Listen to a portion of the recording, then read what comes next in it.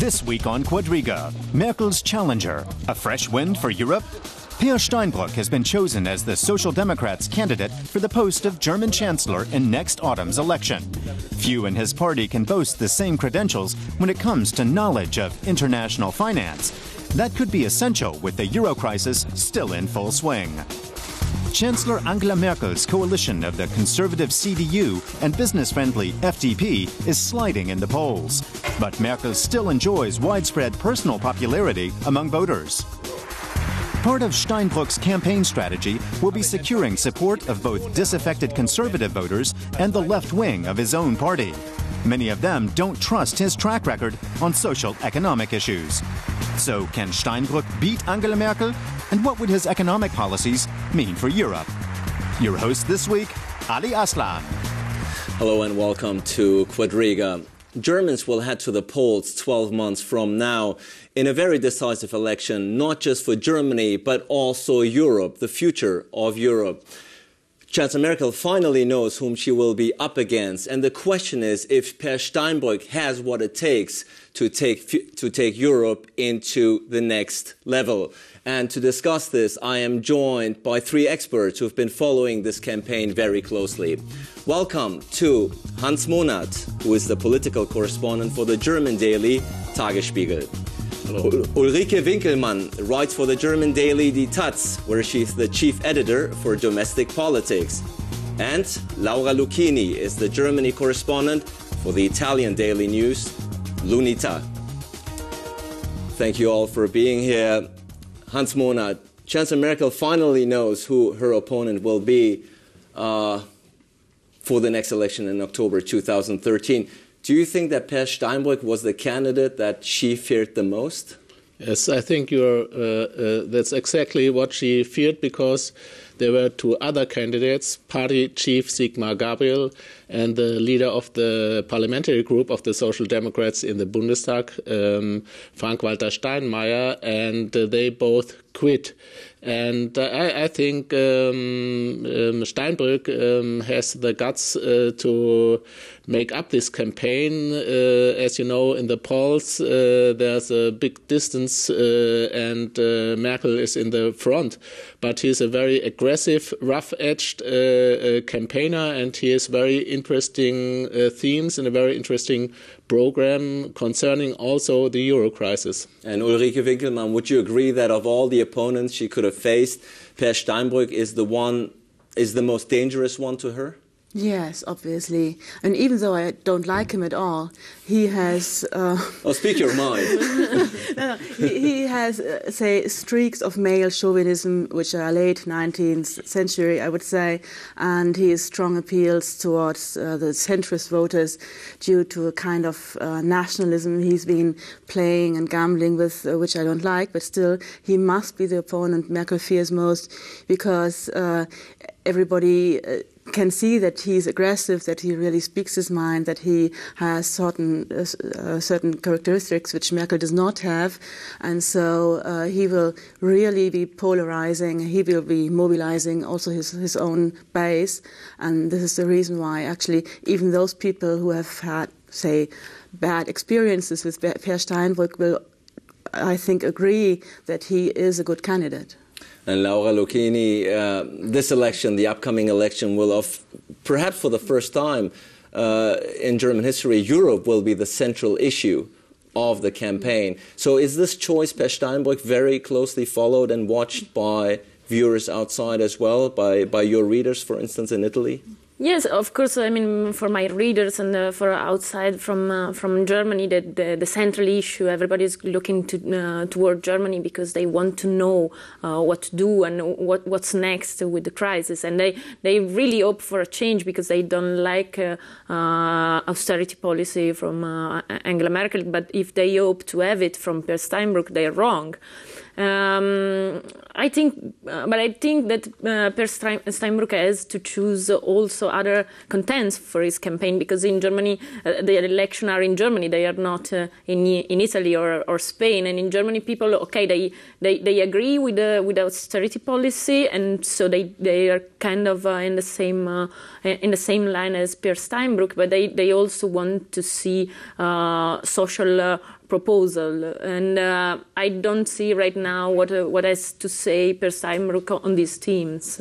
And what Peer Steinbrück will have to say on these crucial issues, we will, of course, take a look in a moment. But first, for all those out there, for all the viewers who perhaps not know Peer Steinbrück, let's have a quick look at who the man is who will challenge Chancellor Merkel 12 months from now.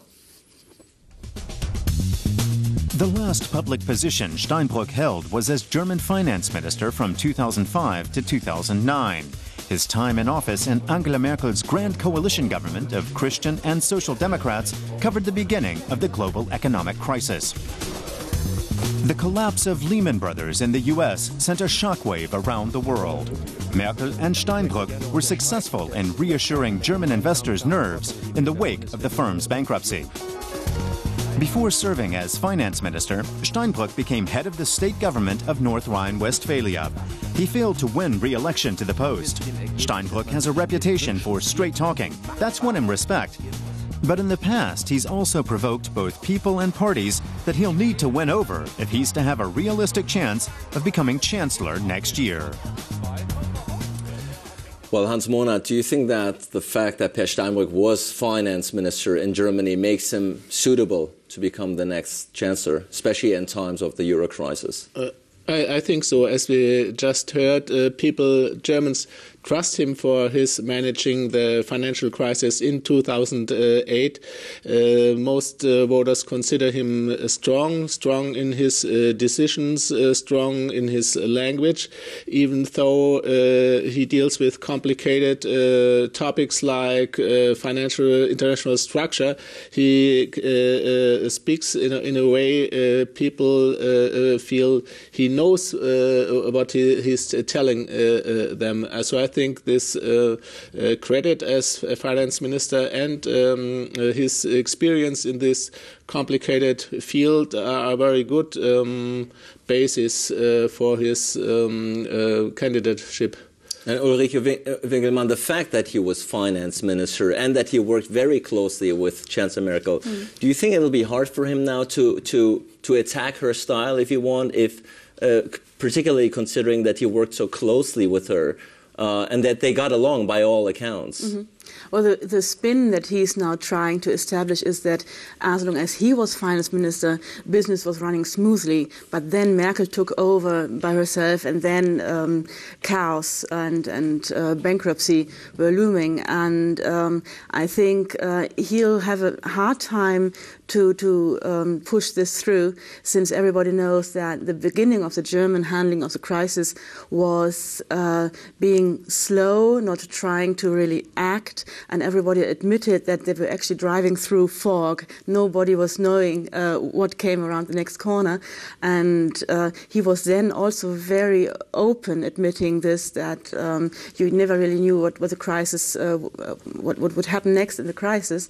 So if he now turns up saying, I'm the man managing the crisis and I know what's going to happen next, people might think, well, he sounded differently then, how should he know now? And indeed, Laura Lucchini, there are some people who are saying that he is part of the problem, not the solution, that he was part of an administration that, if you will... Totally. Even though in Germany he has a kind of a good reputation because of the management in 2008, many economists criticize him exactly for that. One of them is Wolfgang Munker.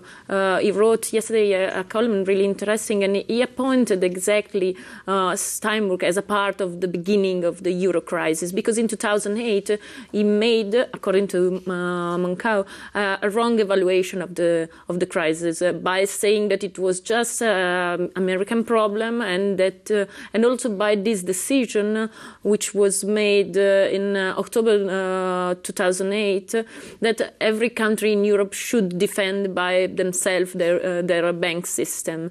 And this is, in this moment, some economists believe that it started the euro crisis. So he is part of the problem. I think he realized that, and he tried to take the distance from Merkel and from those decisions by proposing like other kind of financial regulations. But it is difficult. I mean, we will experience during the campaign, even if he is able to defend his position and to propose new things. But what kind of politicians do we want? Politicians who oppose learning from their own mistakes, or politicians who say maybe this led in a wrong direction, so I must think new? I personally would prefer those who learn from the past, and I think that's what he did. Of course, he was in the Grand Coalition from 2005 to 2009, and before when he was Prime Minister in North Rhine-Westphalia, was a very important social democrat politician. It was the time when there was a deregulation of financial markets in Germany. But now he has a very profound plan for a tough regulation of the financial system, of the bank system in Europe, and he is very opposed to the austerity program of Angela Merkel. I think these are two very interesting themes he has chosen, and this is of interest not only to Germans but also to other members of the Eurozone. But there's a very famous saying that never ever has a politician learned anything in office, meaning that politicians actually are not able to learn anymore factually.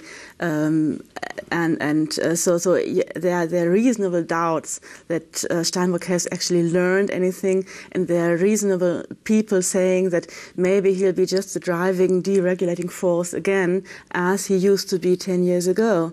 I mean, what makes you think that he really admits to his mistakes? What makes you think that he is strong enough to say, okay, deregulation was not the right thing to do, now I'll turn the thing 180 degrees around? I mean, I don't agree that it was 180 degrees. I mean, he opened up some position. For example, he was during all the last year he was opposed to Eurobonds. It just purposed some kind of project bonds which are not, and which have nothing to do with the Eurobond. But now he knew that he know that he has to purpose something different, and he is again in favor of Eurobonds. But I don't think, I mean, it's just like a really superficial saying, because it's not possible to introduce a Eurobond or Tobin tax.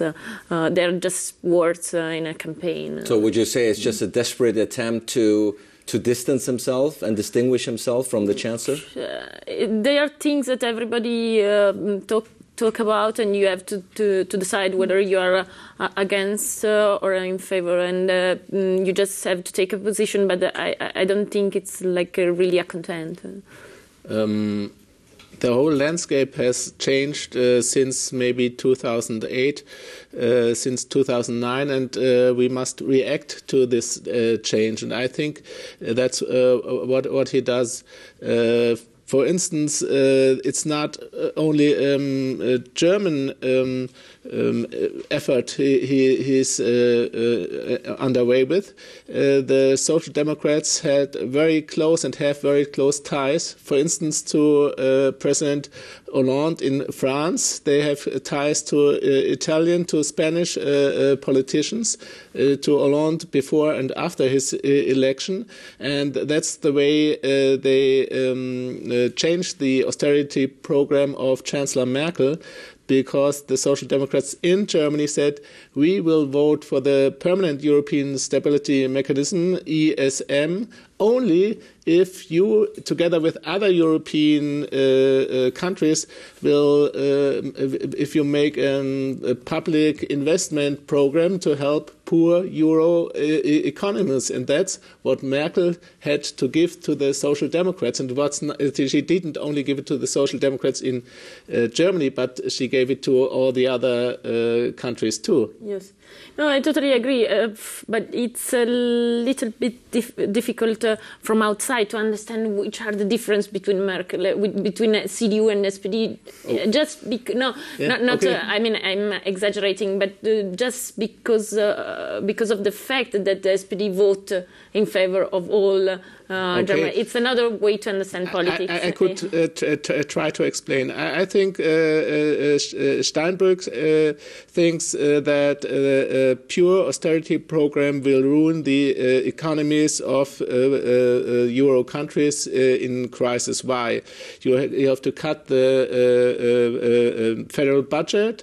What happens? People have no money to spend. You cut the wages of teachers. You cut pensions. This will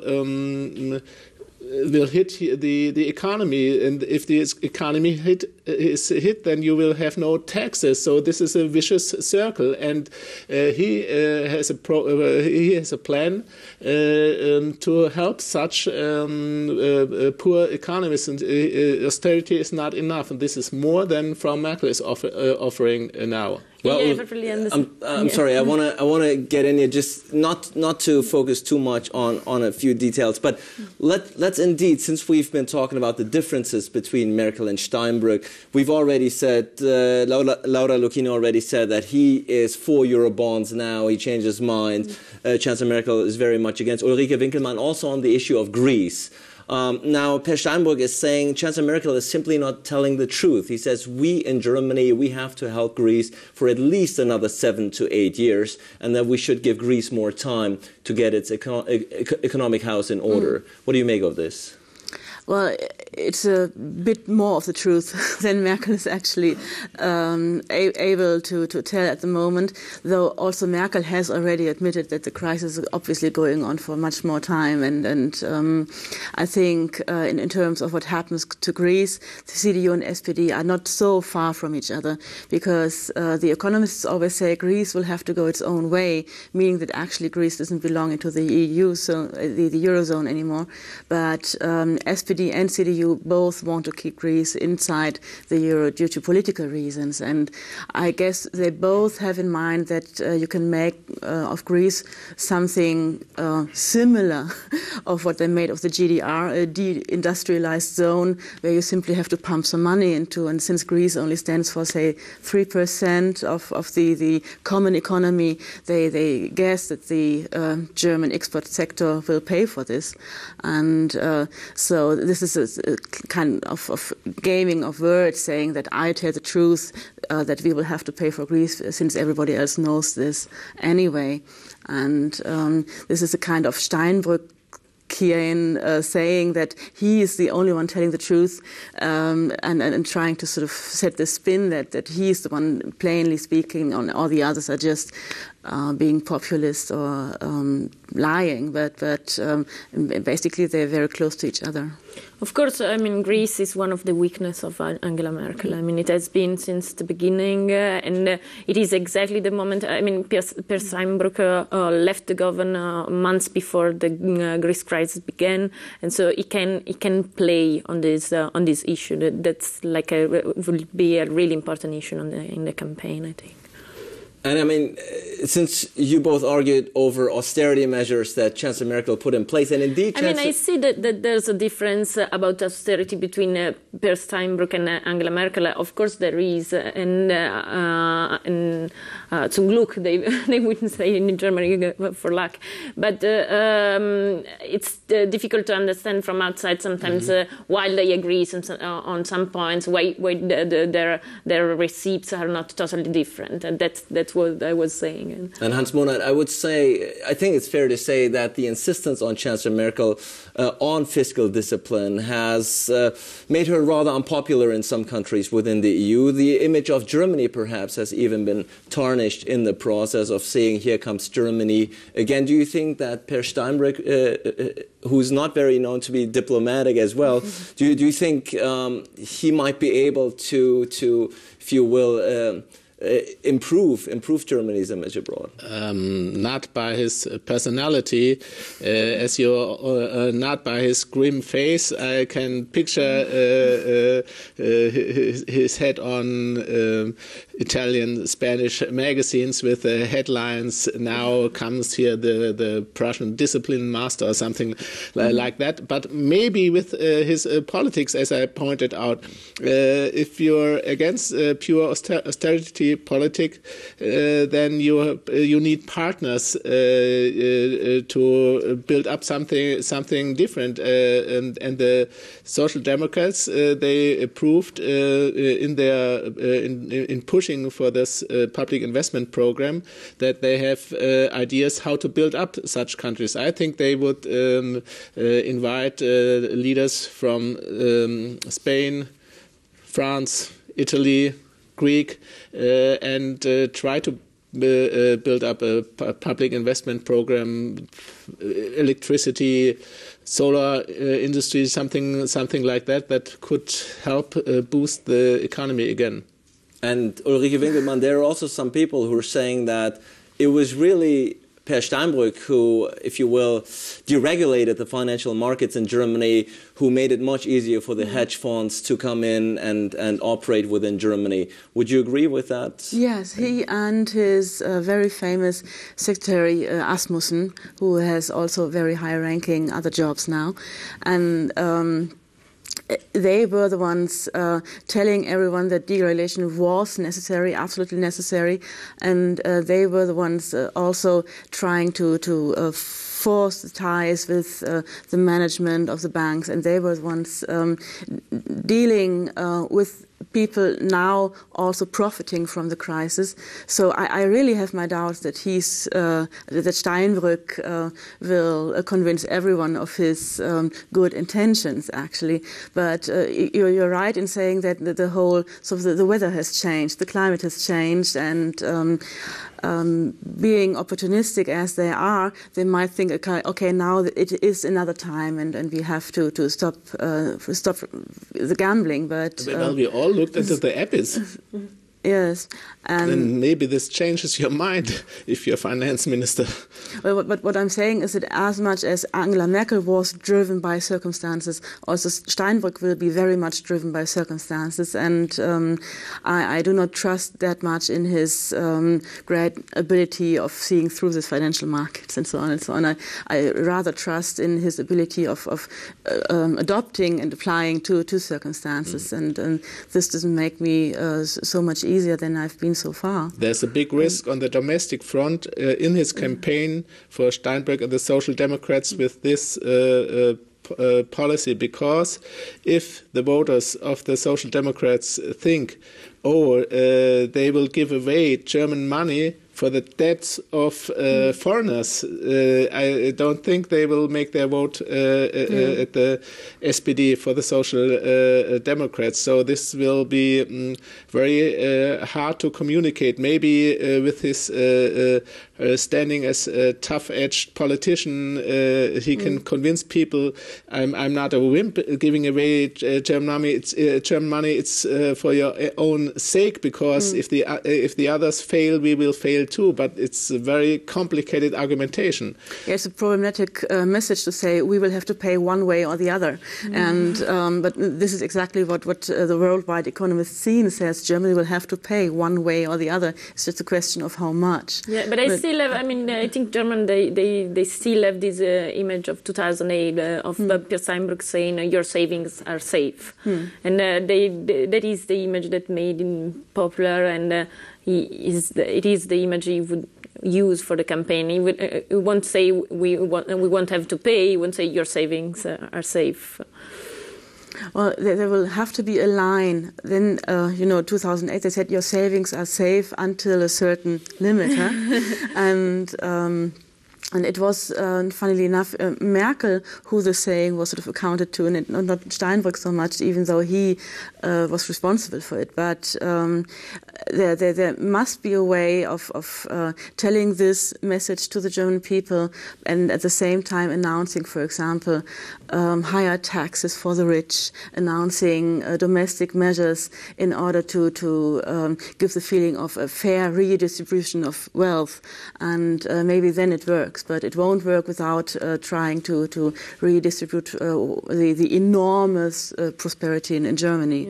And as was said, Peer Steinbrück was known as the deregulator of banks. Now he's calling for a stricter regulation of Europe banks. He's saying the banks should finance a rescue fund, and also investment banking should be split from retail banking. Do you think he's on the right path, Hans Monath?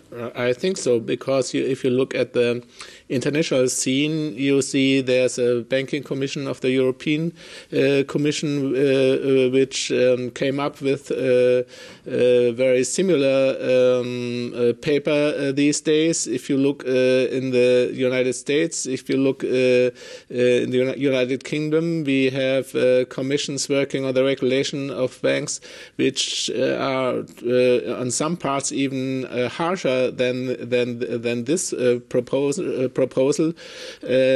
So I think he has got outside Germany more support for this than inside Germany. He can bring this through if in Germany, if with the coalition partner the Social Democrats want to reign with the Greens. They support this very strongly too. The Social Democrats, of course, too, but they still need lots of votes till they get a majority. But you know what made me suspicious of this plan? The British government agreed. This is not good news, because the British government would never agree to any plan to regulate their banking sector in the London city. So there must be a mistake about the plan. But obviously, what Steinbrück has proposed so far, obviously in accordance to the EU plans, sounds radical enough to soothe the worries of the voters in Germany. Yeah, that's also one of the results of this crisis. I mean, people is looking more into finance world. They understand a little bit more, and they will choose also a candidate that promise financial regulation. I'm sure that Merkel will also elaborate some proposal on this issue for sure, because at the end, CDU is also in favor of financial transaction tax, and they defended it, and so they will present some proposal. That's the way they put it. They told Steinbrück, "Welcome to the club, Mr. Ex-Finance Minister. We did all this," but that's not true. What the CDU government in Germany has put on the way differs very much from that what Steinbrück's proposals are. For instance, they don't have a separation of the investment banks from the retail and commercial banks, because the Deutsche Bank, they say the German banking model, we want to keep this, and they don't have this crisis fund in which banks pay money in order to prevent that. Again and again, the taxpayer must stand up for the mistakes of the investment bankers.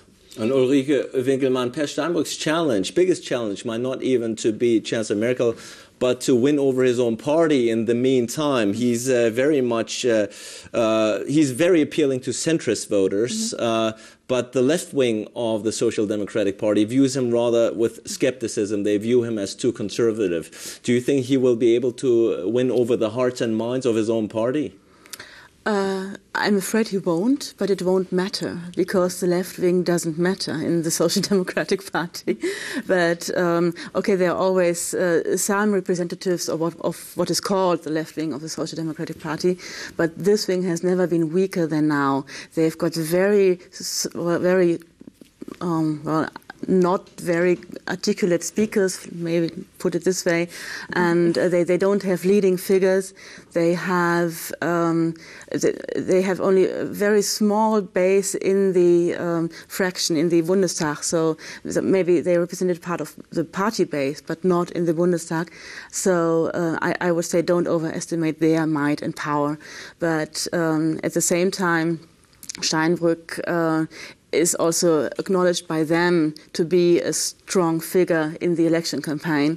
So this is actually a point where he will win over their support, even though they might be gnashing their teeth. All the leftist members of the party board of the Social Democrats voted in favor of Steinbrück as a nominee, as a candidate. And as Ulrike said, they know that his will to power is so important for them. They will have more social democrat program with Steinbrück than with anyone else. They know. I mean, he is the best candidate that the SPD has. No one else. Frank-Walter Steinmeier maybe was popular in the polls, but he was already defeated by Angela Merkel in one of the most important defeat that ever happened to the SPD in Germany. And let's talk a little bit about styles here. Chancellor Merkel is very much praised, even by her political opponents, for being very unpretentious. Peer Steinbrück, I would say, quite on the contrary. Many people view him as arrogant. Rightly so. He's short-tempered, I mean, really sarcastic. He has a sense of humor, which would be something really new in Germany and in Europe. And I think for this reason, but still Germans seems to prefer Merkel's style. He had quite a few. He broke the diplomacy rules in many occasions.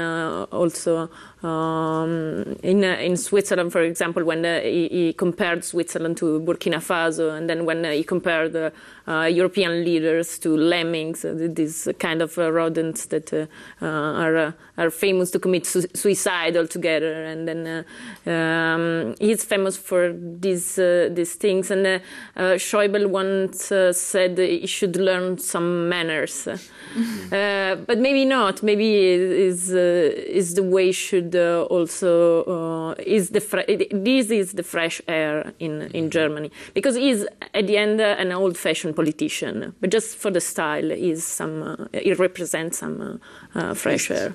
He's strong in the attack, but not in making people feel, I understand your sorrows, I will do something about it. So I think will be very interesting to look what will happen in the next 12 months. But it's not only style. I mean, Peer Steinbrück is really a loose cannon.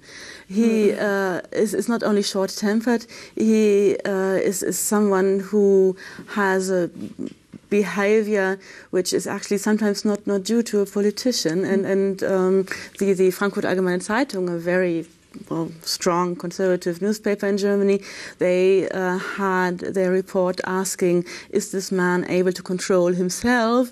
And I would say that it might be some chaos and some trouble looming around the corner for him and for his party also. On the other hand, this arrogant authoritarian style can appeal to a certain group of voters. A political analyst from Göttingen, he wrote, a middle-class man and a low-class man with low education, they feel appealed by him, they believe him. Somebody who maybe this is old style, okay, but it works with these people. Yes, 19th century patriarchy, huh? Yes, as foreign correspondent, I am quite happy about Peer Steinbrück as a decision, because I'm sure he will have some declaration or something I can write about, because sometimes it's really difficult to sell to your editor like German politics, because it is seen always as really grey and really boring. But Peer Steinbrück could make it a little bit more effervescent. Make it a bit more exciting, perhaps. Peer Steinbrück has made it clear that he rules out serving in another government headed by Chancellor Merkel. So basically he's saying it's all or nothing. Either you want me as a chancellor or I'm out of politics. Do you think this is just political tactics, or does he mean what he says? No, I think he can't go back. This is what he said, and he won't be plausible to enter a government under Merkel. He will have to go out of politics if he loses. But he wouldn't be the first politician to change his mind after an election. I would say he speaks the truth. Yeah, I think so, but it's very important that this is only he speaks only for himself as a person. So there's a possibility that his party, Social Democrats, go into a grand coalition under Merkel. It's not outruled by this sentence. No, that's a very high possibility, but for him, I think he speaks the truth. Yeah. And indeed, there are also some people that he has never won an election. Never. He was, of course, Prime Minister of North Rhine-Westphalia. But he wasn't elected. But he wasn't elected. Then he lost his re-election bid in 2005. He lost actually by a landslide. He hasn't had to fight for political office in that sense. He never stood up for election as a candidate. Do you think that's a weakness, or do you think that's something that voters don't really pay much attention to? It's funny that people seem to forget this all the time, that he's never won an election, because he looks so as a fighter, so aggressively, but he has been a civil servant, and losing elections and at the same time denouncing his own party as sissies is something very remarkable. And so maybe this subject will come up in the next 12 months. But even the best campaigner in the world, or in Germany, couldn't have won the election in 2005 you were talking about, because it was not on North Rhine-Westphalian subjects, it was on national subjects. It was half a year before a federal vote and Bundestag vote, and it was a vote against the agenda policy of Gerhard Schröder. So the austerity is like Italy voting today for the austerity. Laura Lucchini, you already said that as a foreign correspondent, sometimes you find it difficult to write about German politics or elections. But for the first time, Europe will most probably be the central issue in a German election. Does that also mean that your viewers and readers outside of Germany will be paying more attention? It's the way I will write it about, but I'm not sure that Europe will be the main subject of the campaign in Germany. I mean, I'm sure there will be many others. Of course, Peer Steinbrück will try to put it as a main subject because he is a strong subject, but I'm not sure that the voters in Germany just want to hear about Europe. If you read the polls, sometimes the people they don't know who is Mario Draghi. The 50% of the German doesn't know who is Mario Draghi. I'm not sure they are that Europe will be the central issue. He himself announced two themes: regulation of the financial market and social justice. For instance, legal minimum wages, more investment in education. So it will not only be about Europe, I think. But mainly, of course, the domestic political front is also very much dominated by the so-called Euro crisis. That's been going on for almost 3 years, Ulrike Winkelmann. Do you think that Peer Steinbrück will be able to certainly not solve this problem by himself, that's for certain, but that he might be the impetus that Germany and Europe needs? No, I wouldn't go that far. He's too close to what Merkel has been doing to be the impetus, but he might be an impetus to loosen the austerity measures. He might be one impetus to bring social security, social justice again on the agenda, but not just one. And indeed, if the Euro crisis is not the number one issue, as you call it, very little, Hans Monath, is known about his non-financial issues. I mean, we don't know about Peer Steinbrück's view on the Syria crisis, for instance, the Middle East peace process. What do you make of this? Do you think he's thematically too limited? Black box, but I think all politicians on that level are able to get into these matters very, very fast. But I see he doesn't speak about ecology, which is very important for German politics. He doesn't speak about integration, which is too very important. So I think there's a lack of feeling for certain very important political themes. And indeed, please. Yeah, I can imagine he will use the contents of of his party, because they kept this secret about the candidate until the end. Also, I can imagine to elaborate contents, and everyone should have apported their best skills. I can imagine, and so I expect he would use some points of Sigmar Gabriel welfare proposal and some other skills of Walter Steinmeier on the international level, since he was foreign minister. So I can imagine it will work like that.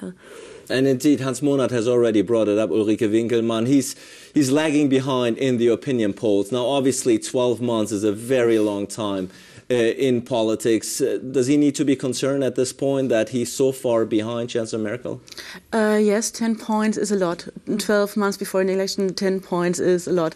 So the most likely outcome still is a grand coalition, you must not forget. But Steinbrück is the only one to maybe form a coalition with the Green Party and the Liberals, so what we would call a red, green, yellow government then. And this is the thrill of the Steinbrück nomination now that, coalition. That everybody thinks something else, but a grand coalition is possible. It is a very small possibility, but there is a possibility. Hans Monath, how is he going to diminish this 10-point gap within the next 12 months? Well, I think Merkel, in her message to the Germans, your money is safe, was actually unchallenged until now. He will challenge that. Maybe this will bring a new. Well, it will change the debate. Maybe she will have to defend her. Maybe she will have to react. So. I think this will be very interesting. Laura Lucchini? Yeah, I also think Merkel will sell to the Germans, no, your savings are not safe with Peer Steinbrück, and will try to campaign on that. Yeah. And certainly the future of Europe is very much looked upon in this campaign as well.